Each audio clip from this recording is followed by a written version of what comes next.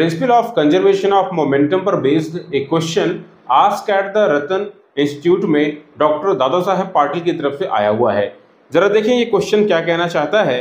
A shell is fired from a cannon with velocity v at an angle theta from the horizontal direction. आप देख सकते हैं यहाँ पर एक कैनन दिखाया गया है और इस कैनन से v वेलोसिटी के साथ में थीटा एंगल पर हॉरिजॉन्टल डायरेक्शन से एक सेल को फायर किया जा रहा है।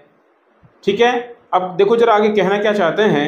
At the highest point its path it explodes in to pieces of equal मास। ये जो सेल है ये हाईएस्ट पॉइंट पर जाने पर क्या होता है, दो इक्वल पार्ट में डिवाइड हो जाता है। यहाँ पर मान लेते हैं ये इसका पहला पार्ट है और ये इसका दूसरा पार्ट है। ठीक है, चलो मान लेते हैं कि सेल का मास कैपिटल M था, तो ये सेल यहाँ पर रीच करता है हाईएस्ट पॉइंट का मतलब हुआ कि ये जिस पॉइंट पर इसकी वर्टिकल वेलोसिटी 0 हो गई है वो पॉइंट है, ये इसका हाईएस्ट पॉइंट है। हाईएस्ट पॉइंट पर ये दो पार्ट में ब्रेक हो रहा है, दोनों पार्ट के मास बराबर हैं m/2 और m/2 में ये ब्रेक हो जा रहा है। अब क्या कहना चाहते हैं जरा देखिए ध्यान से आगे ये कहना चाहते हैं one of the piece retraces its own path towards the cannon. इन दोनों टुकड़ों में से जो एक पार्ट है वो कैनन की तरफ वापस आना चाहता है या आ रहा है।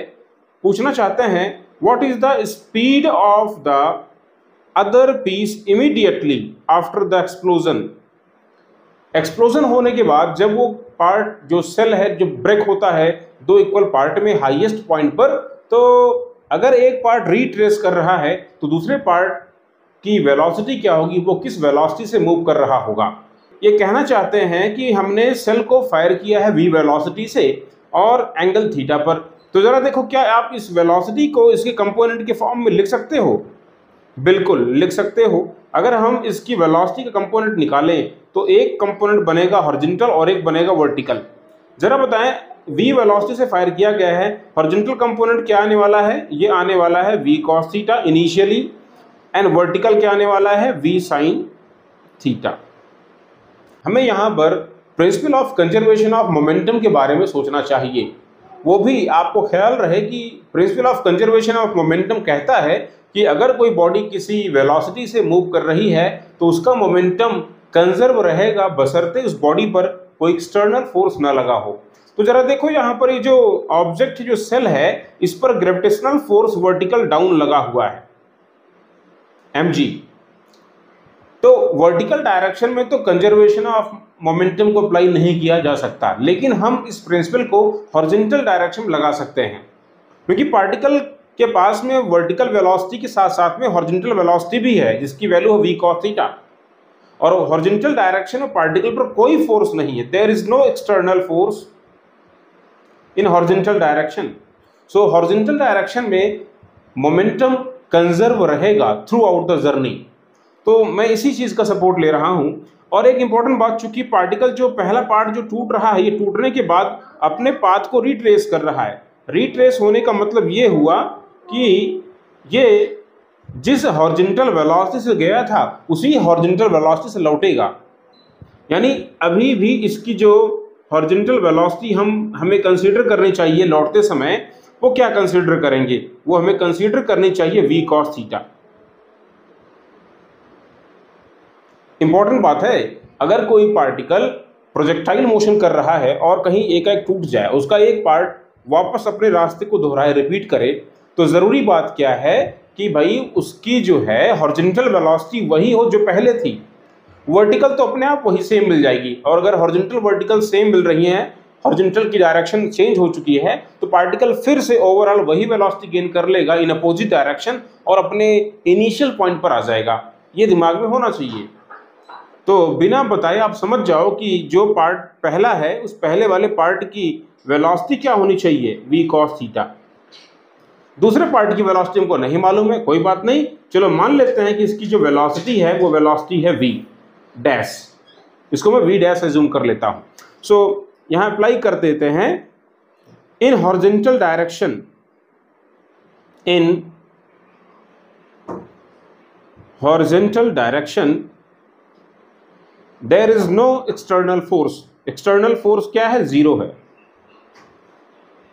So we can apply the conservation of momentum so by conservation of linear momentum, अगर हम लीनियर मोमेंटम कंजर्वेशन अप्लाई करें तो जो मोमेंटम इनिशियल था टूटने के पहले, इनिशियल मोमेंटम जो था वही मोमेंटम बाद में होना चाहिए, है कि नहीं।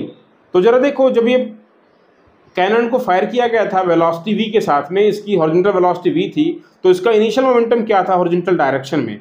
तो हॉरिजॉन्टल डायरेक्शन में इनिशियल मोमेंटम जो था वही बाद में रखना है। इनिशियल रहा होगा mv cos थीटा, और फाइनल टूट गया तो पहला पार्ट तो आ रहा है नेगेटिव x में, मोमेंटम माइनस में लिखा जाएगा, minus m/2 v cos theta. दूसरे पार्ट के बारे में हमको पता नहीं है, इसका मास मालूम है हमें, m/2, इसको v डैश कर देते हैं। अब आप इसको सिंप्लीफाई कर डालिए, ज़रा देख लीजिए। देखिए दोनों साइड से ये m कैंसिल आउट हो जाएगा।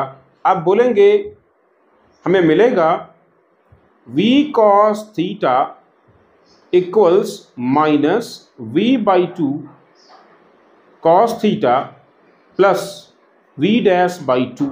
इसको और सिंप्लीफाई कर लीजिए, आप बोलेंगे v cos theta plus v/2 cos theta equals v dash by 2, या आप कह सकते हैं 3v cos theta by 2 equals v dash by 2। दोनों साइड से ये 2 से 2 भी कैंसिल हो गया। आपका फाइनल आंसर क्या बन जाएगा, आपका फाइनल आंसर बन जाएगा, इस v डैश की वैल्यू क्या होगी, v डैश की वैल्यू होगी 3v cos थीटा। याद रहे, ये जो वेलोसिटी मुझे मिल रही है ये दूसरे पार्ट की वेलोसिटी हॉरिजॉन्टल डायरेक्शन में है, राइट साइड में 3v cos थीटा। इसी वेलोसिटी के साथ में जो दूसरा पार्ट है वो मूव करेगा। मैंने यहाँ पे कंजर्वेशन ऑफ मोमेंटम लगाया है, मगर ध्यान रहे मैंने उस डायरेक्शन में लगाया है जिस डायरेक्शन कोई एक्सटर्नल फोर्स नहीं है, और वो डायरेक्शन है हॉरिजॉन्टल डायरेक्शन।